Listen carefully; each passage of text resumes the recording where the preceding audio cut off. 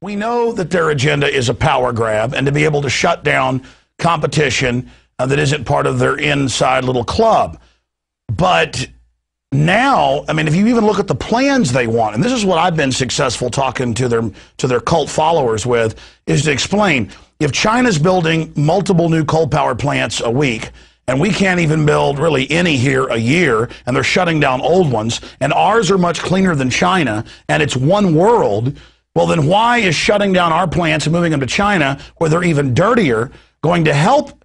And they go, wow, that's a really good point. I mean, getting all the science aside, their solutions of paying Al Gore and Lord Rothschild carbon money is not going to fix anything, and it just allows them to turn the green police loose on the general public, and is nothing but a fascistic power grab. And I think at the end of the day, that's the key.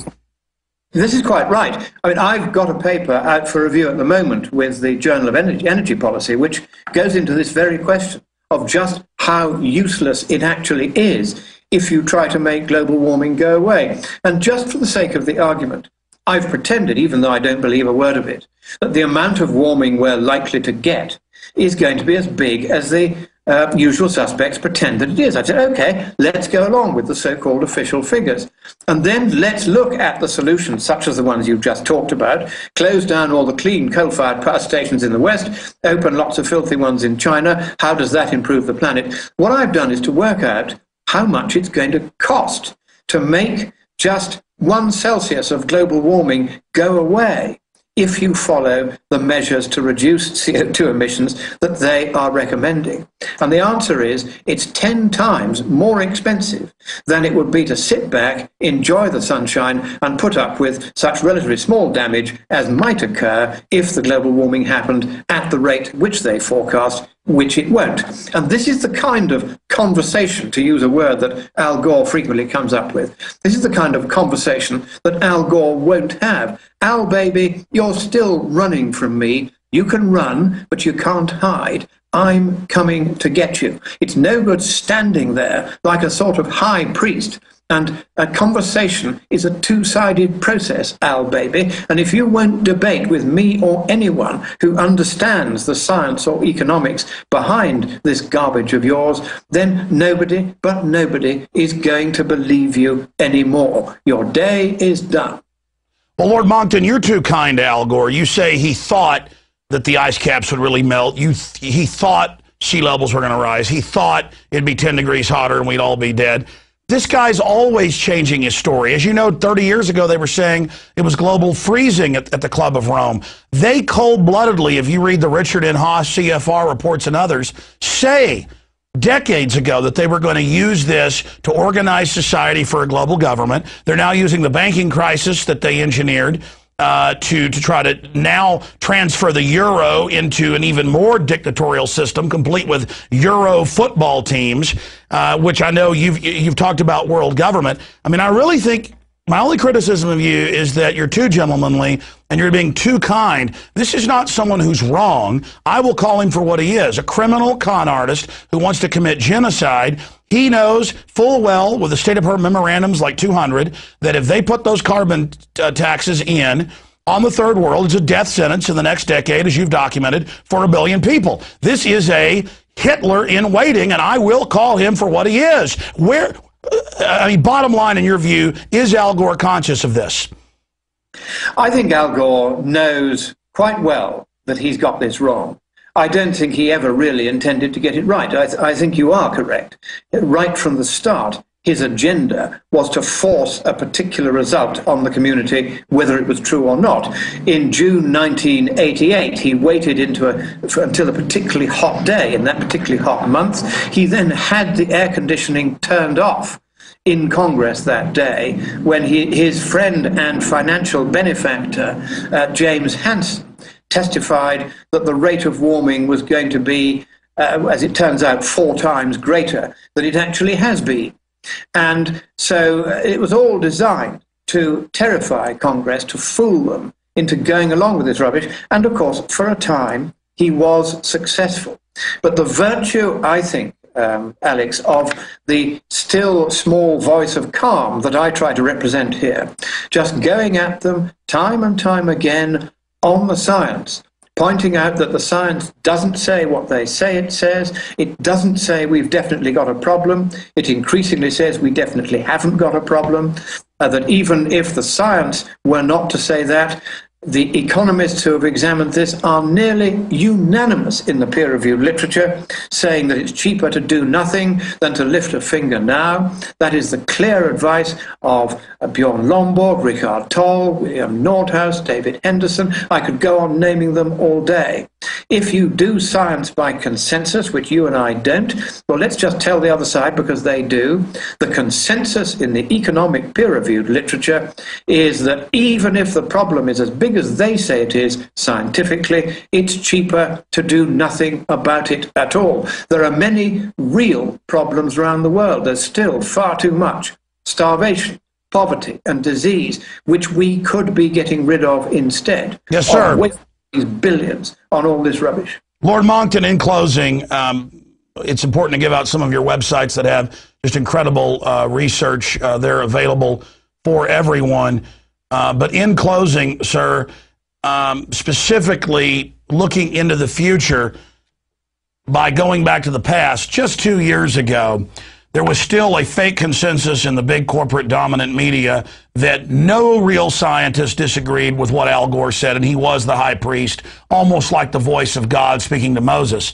2 short years later, they are a laughingstock, and I've seen Al Gore in speeches and interviews where even his fellow travelers in this power grab say, my friends laugh at me, even liberals do.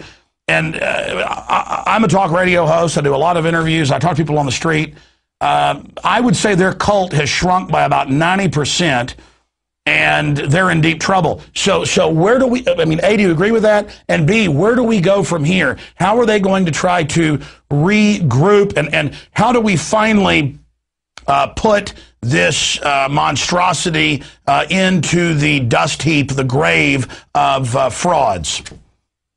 Right. I think nothing is really going to stop until somebody gets prosecuted. The fact is there's enough bogus science out there, people producing deliberately false results in the IPCC's documents, for interest, a very good example. It's now very clear that if we're going to stop them, we've got to put 1 or 2 of these bogus scientists behind bars. Now, let me be clear about this. If you're producing honest science that says you think we've got a problem, that's fine by me. You do the science and we can talk about it. But if you're producing bogus science and you're bending the data and using dodgy statistical techniques, and you know who you are, then we are now coming after you. I've recently been quietly writing round to professors of statistics, giving them a set of data, not saying what it is, and asking them to do a very simple piece of analysis on it for me.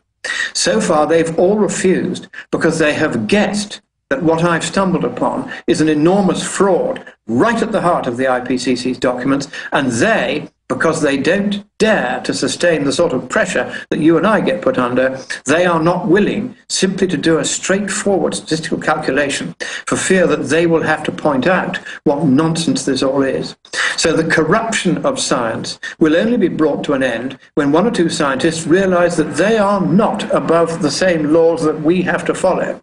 And that if they are perpetrating scientific frauds, it's no good putting on a white coat and saying we are immune because we are scientists and academic freedom includes the freedom to lie and commit fraud. No, it doesn't. And this is not damaging scientists who have been going around deliberately falsifying, exaggerating the supposed certainty of this, making bogus results, tweaking graphs in various ways, abolishing the medieval warm period, and the guy who did that is already having his collar felt by the prosecuting authorities. We are closing on these people. 1 or 2 of them, that'll be enough. Send them to jail for a good long time, and the rest will run for cover and learn that in future, if you want to do science, you must do honest science or go to jail for it. Well, I absolutely agree with you, because this is not turnabout as fair play. They're saying arrest you, arrest myself, and many others. We have our free speech, and we're doing our research. We're not getting taxpayer funds, then deliberately putting out fraud, and then calling to tax people and take over society.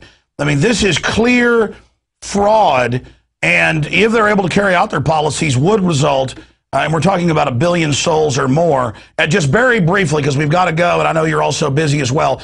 What are the numbers you have? Because the numbers I have, I've seen are 1 billion dead over a decade if they put the Copenhagen Treaty into place. What are your numbers on that, very briefly, and then give us your website?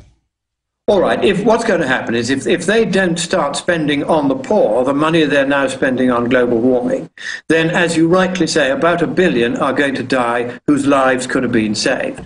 And that's before you start in on the huge damage they'll do to the economies of the West. And if the economies of the West go under, then the economy of the rest of the world goes under with it. So we've got to stop this nonsense now. It's cost far too much already. A few people have got very rich. A lot of people have become a great deal poorer because of this. Enough is enough. The science is in, the truth is out, the game is up, and the scare is over. Well, we're glad that you're out there exposing these people, because we know that Maurice Strong and others said, as well as Mr. Hansen and countless others, that they want a post-industrial world.